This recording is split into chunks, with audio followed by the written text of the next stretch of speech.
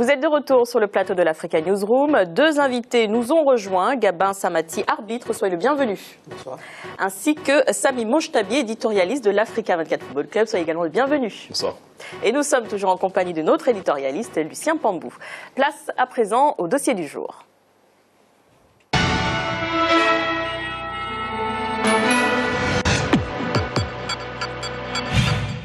13 arbitres africains, dont 5 principaux, prendront part au mondial 2014 de football, dont le coup d'envoi sera donné le 12 juin prochain au Brésil. Mais l'émergence de ces hommes en noir ne se fait pas sans difficulté. Et pour cause, peu d'écoles de formation sont basées en Afrique. Un reportage de Wendiam Valentin Compaoré, notre correspondant Burkina Faso. Depuis la création de la Coupe du Monde en 1928, la première participation d'une équipe africaine remonte à 1934.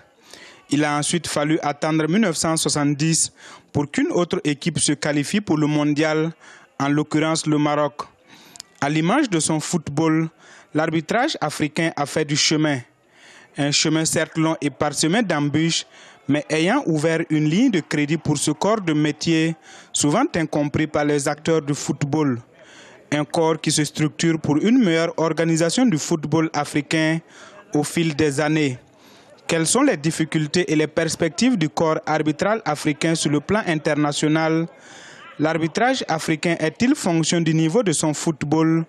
Comment se font la formation des arbitres africains? Pour la Coupe du Monde de cette année 2014 qui se tient au Brésil, 43 pays seront représentés parmi les officiels de cette Coupe. Sur cette quarantaine de nations représentées, la commission des arbitres de la FIFA, qui s'est réunie en janvier à Zurich, a procédé à la sélection des officiels de cette fête du football. Parmi ces officiels, des arbitres africains y figurent. Une reconnaissance pour l'arbitrage continental. En tout cas, la grande réussite du football, de l'arbitrage africain a été en 1998 avec la finale de la Coupe du Monde France-Brésil qui a été dirigée par le Marocain Saïd Belkola, qui est décédé d'ailleurs peu de temps après. Mais avant lui, je crois qu'il y a eu le Tunisien Ali Benasser qui avait fait une grande participation à la Coupe du Monde, même si bon, son nom reste lié, je crois, à une certaine main de Dieu, d'un certain Diego Armando Maradona.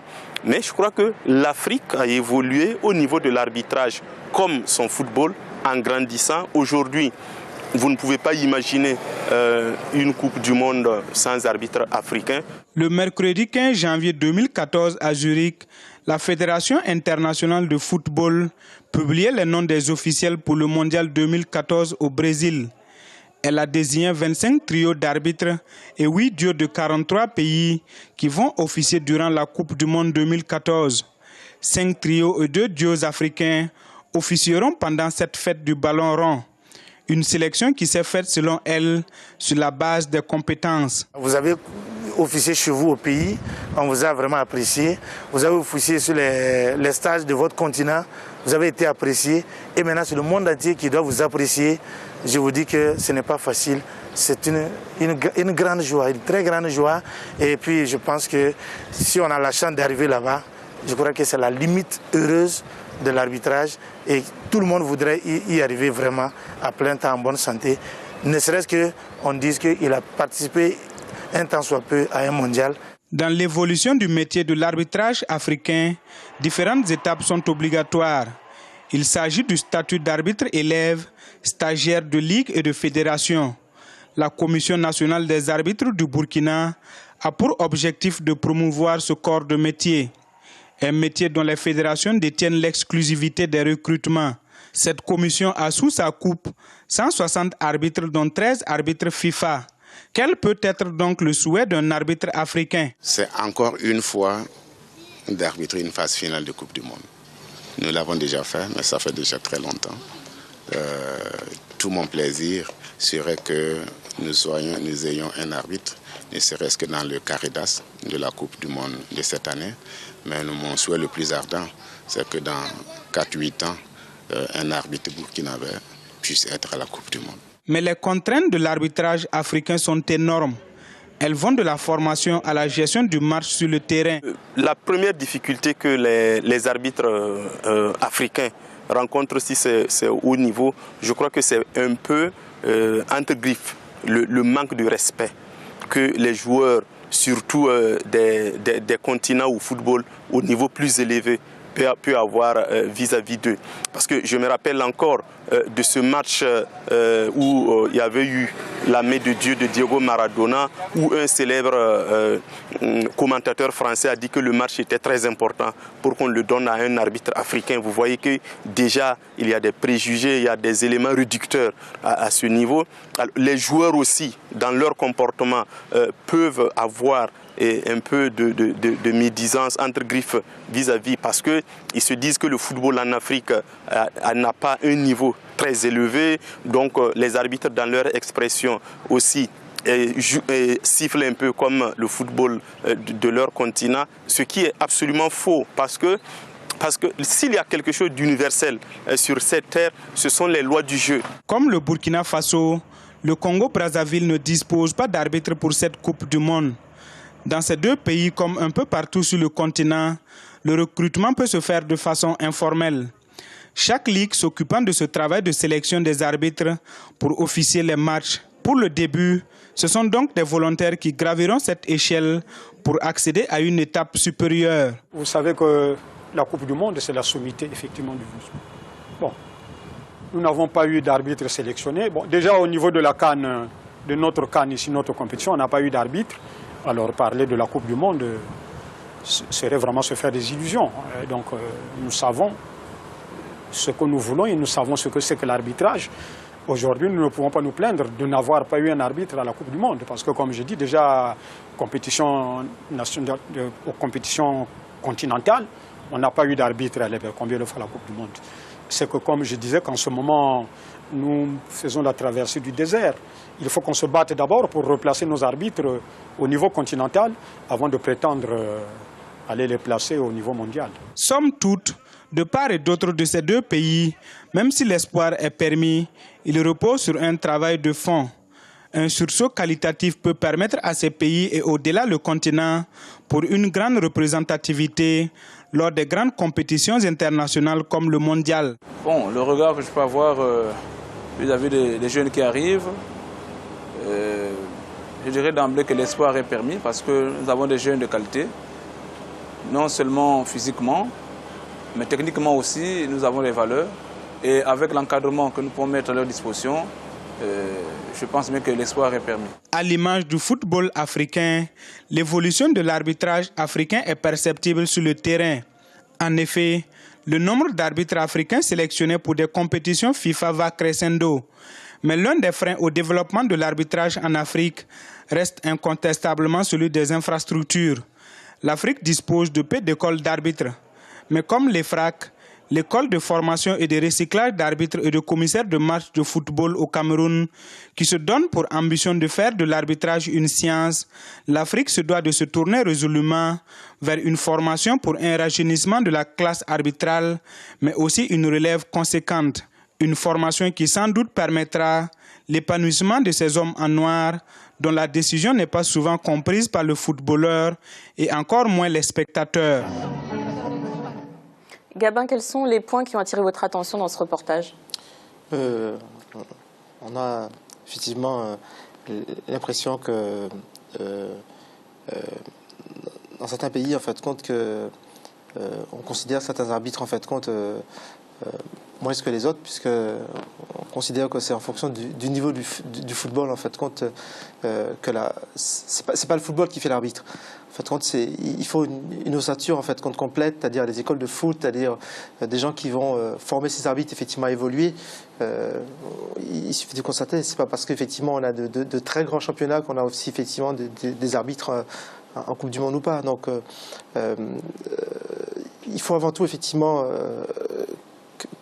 par rapport au reportage, qu'effectivement qu'il y a des écoles effectivement qui comme il a dit dans le reportage, qui puissent effectivement rajeunir effectivement cette classe et que les anciens arbitres effectivement apportent leur savoir-faire effectivement à ces jeunes pour qu'effectivement le corps arbitral en fait compte africain avance un peu plus rapidement en fait par rapport effectivement au football qu'ils ont. Samy, quelles sont pour vous les difficultés principales rencontrées par les arbitres africains? On a entendu dans le reportage un professionnel parler de manque de respect surtout des joueurs. Justement, c'est sur ce point-là que je voulais revenir. Je ne suis pas vraiment d'accord avec cette théorie. Pour moi, je suis d'accord, l'arbitrage africain a une mauvaise réputation dans le monde du football actuellement. Et d'où vient cette mauvaise réputation? Il y a des raisons. Souvent, et c'est vrai que c'est souvent arrivé, que ce soit en Afrique ou lorsque les arbitres africains arbitraient des matchs internationaux, il y a eu des erreurs indignes du haut niveau. Je pense pas. Le talent est là. Notre confrère journaliste burkinabé, il me semble, nous a dit c'est pas normal. Normalement, c'est les mêmes lois. Mais ce qui différencie un bon arbitre d'un mauvais arbitre, c'est pas la connaissance des règles.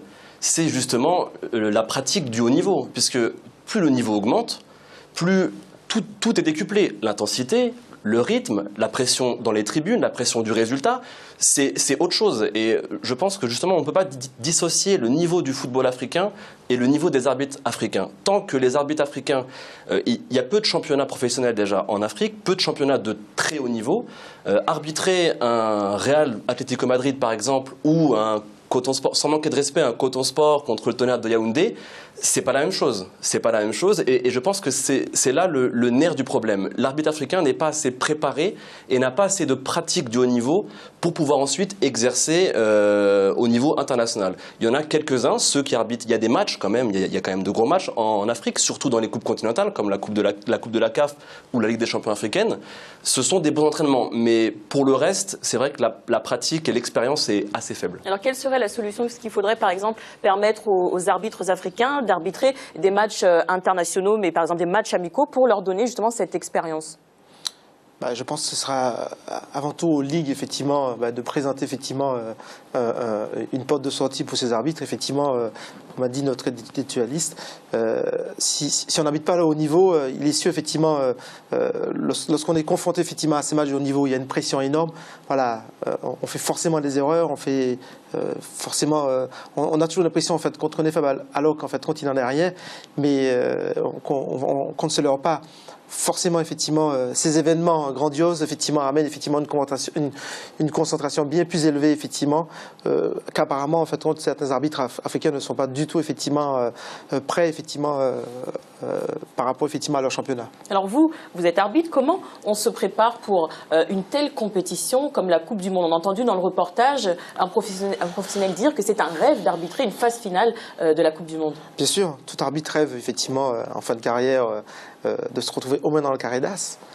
C'est le rêve de tout arbitre, parce que ça arrive tous les 4 ans, et puis en général, ça arrive une fois, voire 2 fois max dans une carrière, et encore.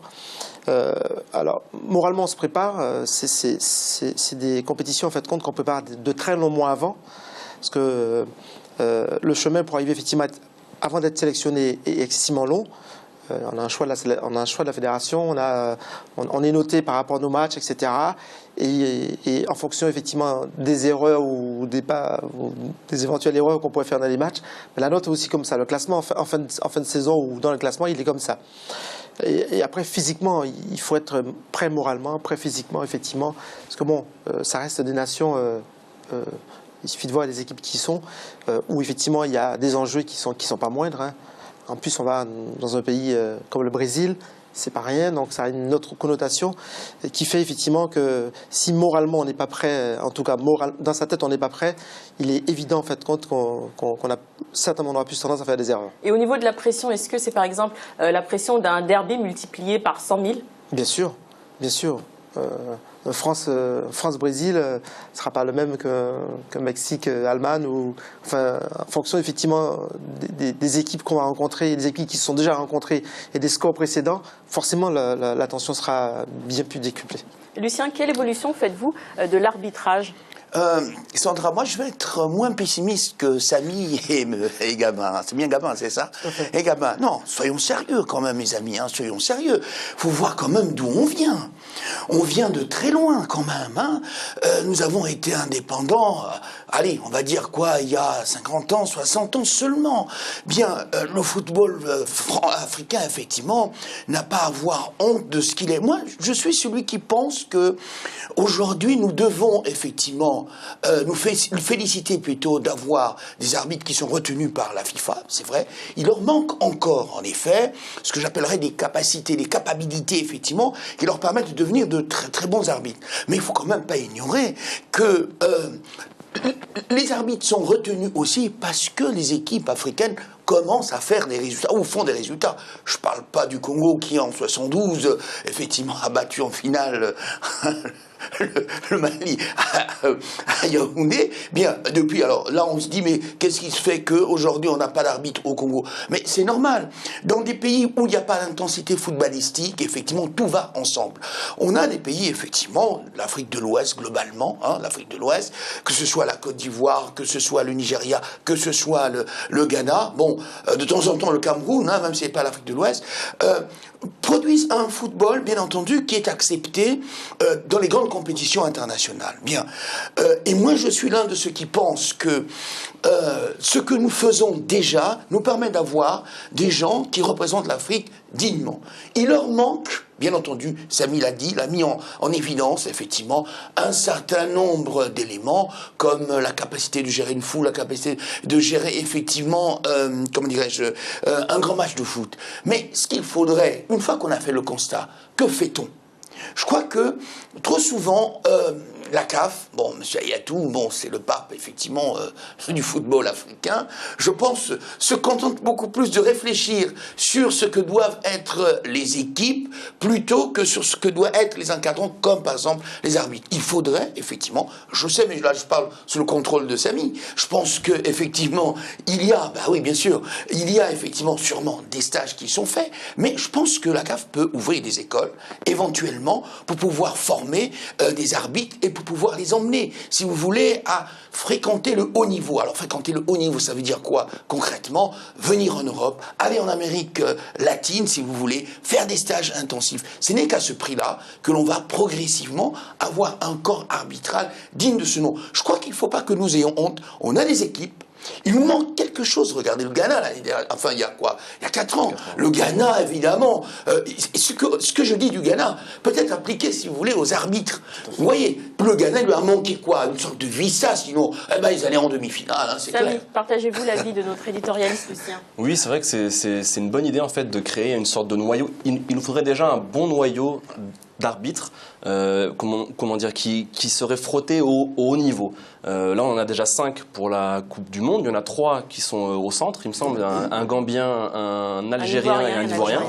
Donc c'est déjà une bonne chose. Et en fait, il faudrait qu'ils puissent chaque année se fréquenter le haut niveau, jouer, arbitrer des matchs amicaux, internationaux bien sûr, donc des équipes européennes, et bien entendu faire des stages dans les pays occidentaux, dans les pays qui ont de grands championnats et qui sont réputés pour avoir de bons arbitres. Par exemple, en Angleterre, qui est maintenant la référence en arbitrage, avec Howard Webb qui est encore sélectionné pour cette Coupe du Monde et qui a été l'arbitre finaliste de la Coupe du Monde 2010.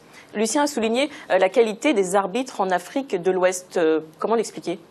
Bien, c'est là où il y a les plus gros championnats, voilà. Et là où il y a les plus grosses équipes. Si on arbitre plus souvent des joueurs comme Kevin Prince-Boateng ou Samuel Eto'o ou Didier Drogba, forcément, c'est pas la même chose que d'arbitrer des internationaux locaux au Burundi ou au Botswana.